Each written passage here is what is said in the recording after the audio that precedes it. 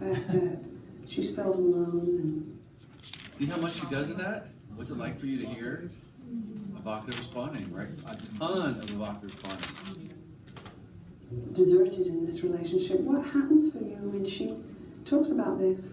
Well, it's not very easy to hear it. I feel as if I've let her down. I pride myself at work on being able to do whatever job needs to be done. But I think in the role of being her husband, I've let her down some of the time.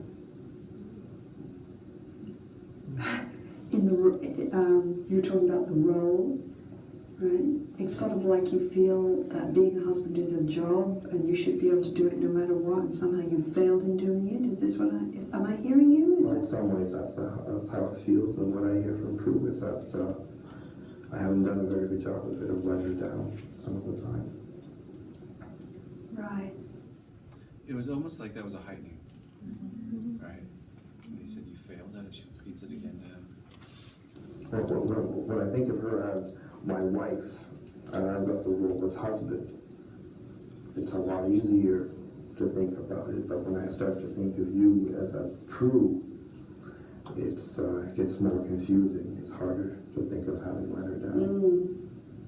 So it's easier if you think about your roles and the fact that maybe you haven't done the kind of job you'd like to do, right? But when you really listen to Prue and start to hear that she feels alone, that's very difficult for you to hear that. To hear Prue talking, not just your wife, but Prue saying, Mark, you haven't been there for me. That's very difficult for you. She gives back difficult because it's still up on the secondary level. The difficult is what emotion? What's the primary emotion for difficult?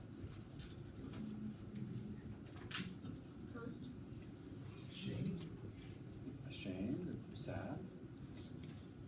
It's really sad to think you disappoint someone else, right? Yeah. You feel shamed. What's happening as you say that? Here we go again. It feels uncomfortable to listen to it. Okay, so you can see she does a lot of evocative responding. Okay? Okay, let's move on to the steps. We can get to the steps, then we'll kind of talk about where all this fits together. Hey, grab that.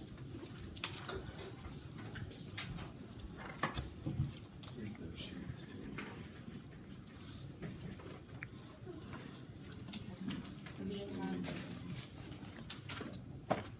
You can instruct me to find it.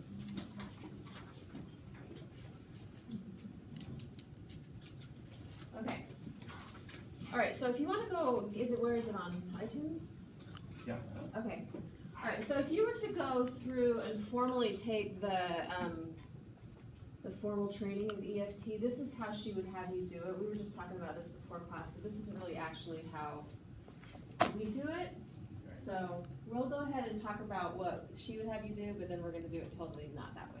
So, as I was saying, when I was sitting in the lecture, he explained it kind of confused me. So, what Susan Johnson would have you do, or what they do, is you would meet one time with both partners together and go through your relationship attachment history, which I'll talk about in more detail here in a few minutes. And then she would spend second and third session with one partner, and then third session with second partner alone, and learn about each of their family of origin histories. And then beyond that, she'd get them both back together again, and then they would move through the steps and stages with them together, going through the, so I guess it's,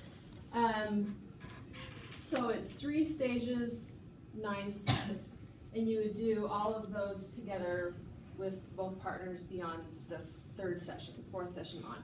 Okay, so that's fine, that's how she did it, but we think we have a better way, right, Dr. Frey? Definitely. Sue Johnson. Yeah, that's right. So we're totally better than Sue Johnson. Okay, so if you would, get into iTunes View and pull out this, or pull up this EFT assessment.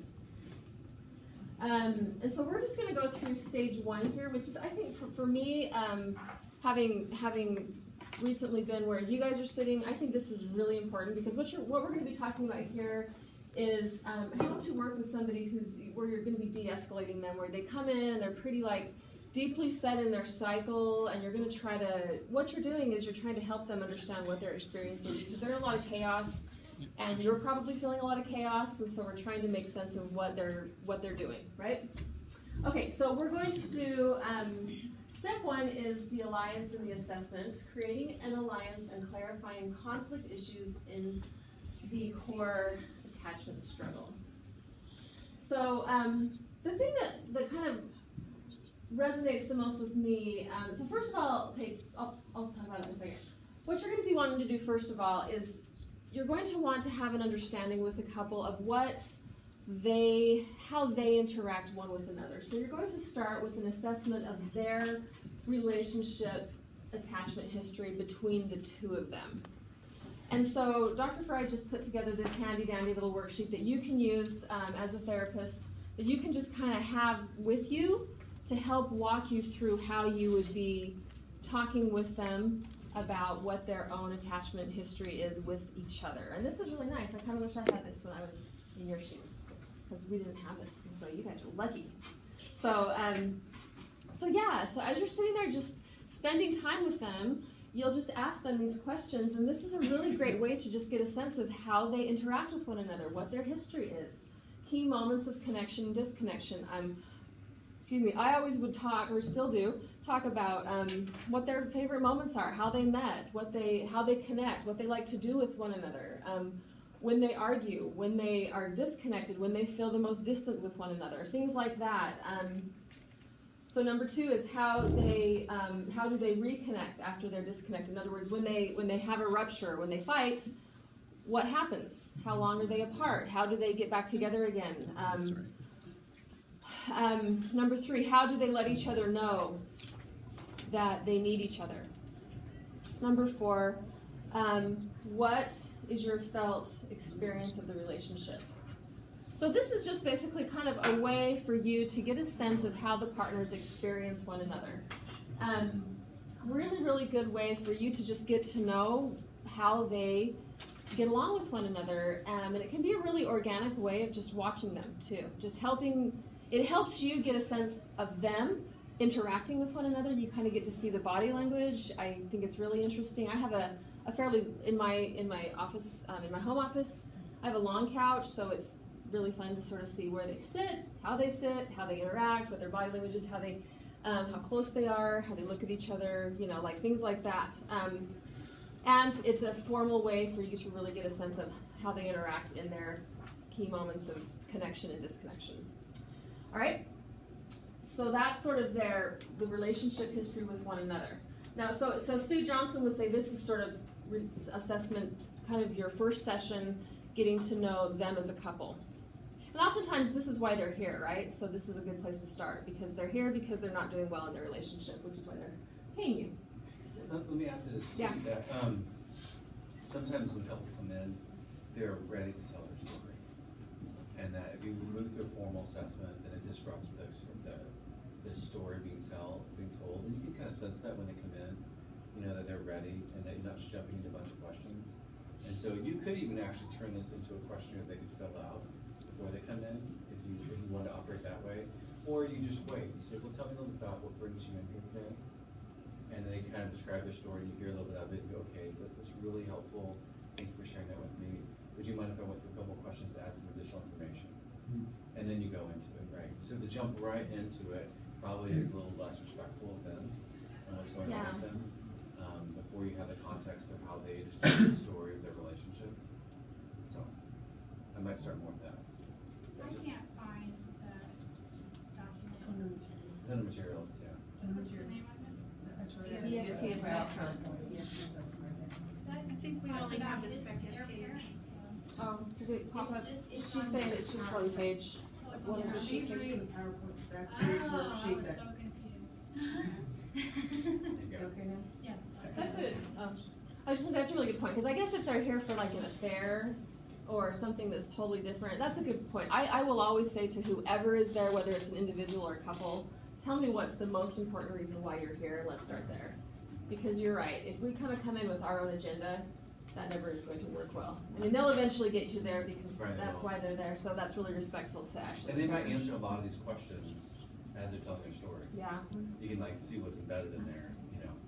Well, in our intake form, actually, you know, I know that with it's our intake, we both have the same form, is that generally while they're filling out a couple of other things, I look at the intake form and it's very quick, I can pick it out very quickly as to why they're there, and I'm like, oh, okay, here we go. Like, so usually you know pretty quickly what they're here for. Okay, so once you kind of have a sense of what's going on in the relationship, in their relationship, and a sense of their connection with each other, this is where, I guess formally in the EFT process, she would separate them and have each spouse separate, and you would work with them as individuals. I quite frankly cannot see why you would do that, unless I guess there was a safety concern. Because I'm just thinking about when Dr. Fry and I, we've been working with a couple maybe close to a year and a half, and one of the neatest experiences I've had with a couple was doing this second thing is this right? Did I turn the slide? Yeah.